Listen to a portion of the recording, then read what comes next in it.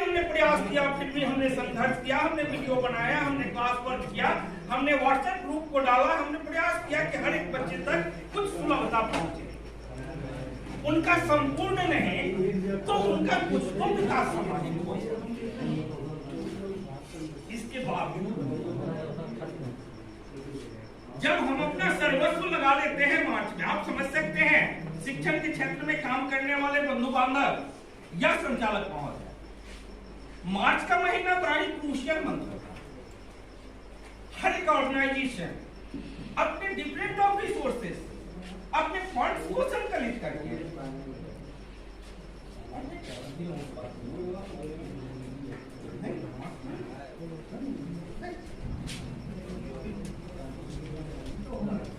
तो फिर 3 अप्रैल को सरकार का एक तुगलकी फरमान आता है। दिनांक 11/4 तक बिहार के सभी स्कूल, कॉलेज, कोचिंग संस्थान बंद है। हमारे साथ हमारा दुर्भाग्य भी है, हमारे साथ वैसे लोग कामगार हैं जो आज के व्हाट्सएप ग्रुप पे आप देख सकते हैं, उनके कमेंट्स को, उनकी उन स्थितियों को, अगर कोई मरता हुआ स्कूल वाला अगर अपने संस्थान को खोला है तो गिद्ध की भांति हम ही में से कोई उन रास्तों का अनुकरण करता है जो उसकी नैतिक जवाबदेही नहीं। हम किसी का पोषण नहीं कर सकते तो हम किसी के अधिकार को भी, हम किसी की मजबूरी को भी मजाक नहीं बनाएंगे। हम संघर्ष करेंगे, संघर्ष हमारा नैतिक अधिकार है। हम नेता बनने नहीं आए, नेता बनना होता तो हम पंचायत चुनाव लड़ते, हम विधानसभा चुनाव लड़ते। ये एक फील्ड है, यहाँ कोई नेता नहीं होता है, यहाँ शब्दों के जादूगर होते हैं, यहाँ बौद्धिक लोग होते हैं जिनके पास उनके शब्द होते हैं जो मानव चरित्र का निर्माण करते हैं। कोई नेता, कोई प्रोफेशनल, कोई आईएएस, कोई आईपीएस किसी भी परिस्थिति में मानव चरित्र का निर्माण नहीं कर सकता। अगर मानव चरित्र का निर्माण कोई कर सकता तो हम आप जैसे शिक्षण कार्य से जुड़े लोग ही उन मानव चरित्रों का निर्माण कर सकते हैं, जिससे एक सभ्य और संगठित समाज की परिकल्पना पूर्ण होती है। लेकिन एक अनुभव बताता है, उस अनुभव के जवाबदेह भी हम होते हैं। कहीं न कहीं हमारे परोक्ष में जो भी बातें बाजार में उठती हैं उसके जनक भी हम ही होते हैं। हमें अपने आचरणों को भी सुधारना है और अपने भविष्य और आने वाले वैसी जनरेशन के लिए जो इस प्रोफेशन में अपनी अंतरात्मा की शांति के लिए दो प्रकार के लोग आते हैं इस प्रोफेशन में। एक वह व्यक्ति आता है जो शिक्षा के साथ जीता है, शिक्षा के साथ मरता है। एक वह व्यक्ति आता है जो अपने अनएम्प्लॉयमेंट के कारण एक प्रोफेशनल तजर्बे से इस पेशे में समाहित है। दोनों स्थितियां ठीक है, दोनों ही स्थितियां ठीक है। एक working against their work they feel satisfaction, that means job satisfaction. एक व्यक्ति वो आता है जिसे किसी को बैकवर्ड पर वर्कआउट करने के बाद एक आत्म संतुष्टि मिलती है, उसकी थकान दूर होती है कि हमने आज कुछ काम किया।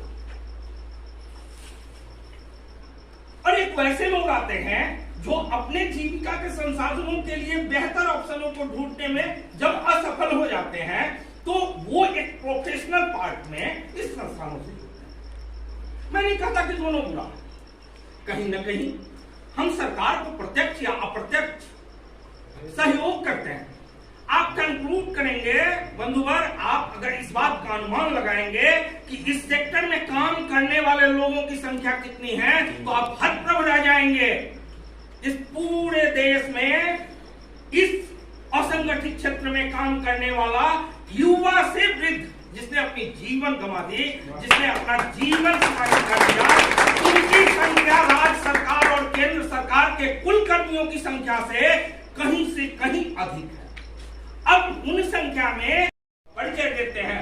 हम अपने हर एक उद्देश्य के साथ जब बाहर निकलते हैं तो हमारे भीतर एक स्वज्ञान होता है, हम शिक्षक हैं, हमें कहाँ बैठना है, हमें क्या बोलना है, हमें कहाँ उठना है, हमको अपनी नैतिकताएं देखनी होती हैं। हम देखते रहते हैं, कहीं कोई अभिभावक तो हमें नहीं देख रहा है, हमको देखना पड़ता है, कहीं कोई बच्चा तो दूर से मुझे नहीं अनुकरित करता है, क्योंकि हमारे चरित्र उसमें समाहित होते हैं। बंधुगण, मैंने पहले कहा कि ये कोई संगठन, मेरा उद्देश्य किसी संगठन, किसी प्राइवेट स्कूलिंग, किसी भी प्रकार का कोई योजना बनाने का, मेरा एक लक्ष्य, मैंने महसूस किया कि मैं भी व्यक्ति, हर एक संचालक अपने विद्यालय का मालिक नहीं होता, वह भी एक मजदूर होता है एक संचालक अपने आप को बनने के लिए। या मैं अपना प्रैक्टिकल बताता हूं, मैंने अपने जीवन की शुरुआत डेस्क बेंच को पोष कर की है, मैंने अपने जीवन की शुरुआत अपने पैटर्नल एसेट को बेच कर किया है, मैं अपने जीवन की शुरुआत अपने कार्यालय में झाड़ू लगा करके किया है, और आज भी सुबह 5 बजे से लेकर के रात्रि के 9 बजे तक अपने ही संस्थान में संस्थान के उद्देश्यों के लिए अपनी इस जवानी को खा। कभी खाने का लक्ष्य नहीं रखा कि 9 बज गए हैं अब खाना खाने जाना है। मैं भी एक इंसान हूं, मेरी भी अपनी इच्छाएं हैं, मेरे भी अपने सपने हैं, मेरा भी मन करता है घूमूं, मेरा भी मन करता है करूं, लेकिन एक सपना रहा कि नहीं, जस्ट नाउ एस्टैब्लिश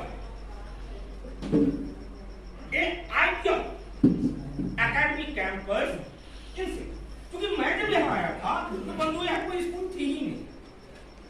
पहली स्कूल, पहला कॉन्फ्रेंस, पहला परिचय इस शहर को दिया, और 2012 तक मुझे बच्चे ही नहीं मिलते थे, क्योंकि सारे बच्चे जो है में चले जाते। 2012 के बाद समय पड़ा, और आज वो संघर्ष कहीं न कहीं, तो मैं दर्द समझता हूँ, संचालकों का भी दर्द समझता हूँ और कामगारों का भी दर्द समझता हूँ कि उनके साथ उनकी ऊर्जा के अनुरूप जो पैसे संग्रहित होते हैं, ये दुर्भाग्य ऐसी भर का वो बड़ा ही निम्न लेवल, और उसी में बाइफरकेट करके जीने का एक सिद्धांत बनाया गया। लेकिन संस्था माहौल होता है, संस्था के साथ चीट करने वाले लोग उनके नामों निशान मिट जाते हैं। संस्था मातृत्व होता है, जिस संस्था से हम होते हैं हमसे कोई संस्था